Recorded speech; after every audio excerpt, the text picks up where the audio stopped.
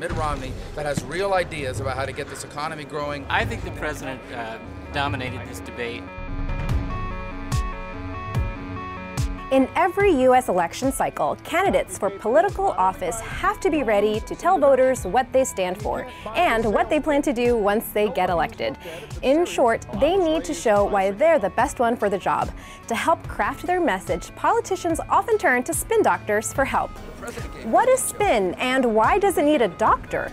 A spin doctor is an advisor, campaign manager, or political operative charged with making sure their candidate's message stays on track by changing or controlling the direction of the message. Mitt Romney, who had trouble explaining his own plans and really was more of an empty suit than anything else. And continually bringing out its most positive aspects. Governor Romney has a plan to get us an economy that's moving again. When you look at Obamacare, when a candidate presents information to the public, whether it's in a debate, a speech, or even in offhanded remarks, how that information is perceived by voters is important. Instead of allowing the public or the media to determine if the information is positive or negative, the spin doctor tries to determine it for them. Think of the information like a baseball. If a candidate performs in a debate and some of what he says is considered good and the other parts are considered bad, and we divide the ball like that, the spin doctor's job is to throw the ball at the media and the public, but to spin it in a way that they only see the good while hiding or minimizing the bad. Political operatives and spin aren't new to politics. From Theodore Roosevelt using the bully pulpit, to FDR's fireside chats, to JFK's frequent appearances on television, politicians often use personal appeal and creative ways to communicate their vision to the American people. And they have always enlisted advisors and operatives to help them craft those messages. What is new about spin doctors is the name. It was coined during the 1984 presidential election between President Ronald Reagan and challenger Walter Mondale. After one of their debates, New York Times editorial reporter Jack Rosenthal gave these political operatives a title that stuck. He wrote, "A dozen men in good suits and women in silk dresses will circulate smoothly among the reporters, spouting confident opinions. They won't just be press agents trying to impart a favorable spin to a routine release.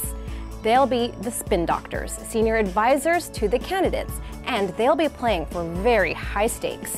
How well they do their work could be as important as how well the candidates do theirs." Today, in order to influence the public, spin doctors have a lot of tools in their arsenal.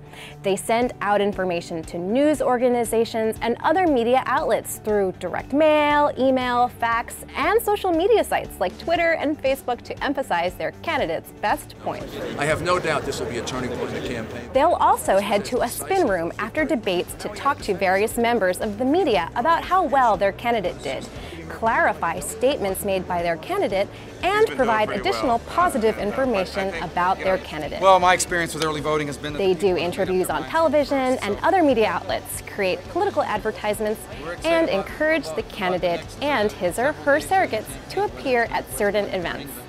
All of this is designed to craft a favorable image of their candidate so that he or she will appeal to voters. This debate to me was... They often even spin their opponent's message, but in a way that's designed to minimize the positive aspects and maximize the negative. But on the facts, he's out to lunch. So, how can you, the viewer, handle spin? The best way is to ask yourself a few questions like, who is giving the message? And do they have a stake in the success of the candidate? If that person does, you should approach the information with a healthy dose of skepticism. This doesn't mean that the spin doctor is lying to you, only that he or she may not be showing you all sides of the ball.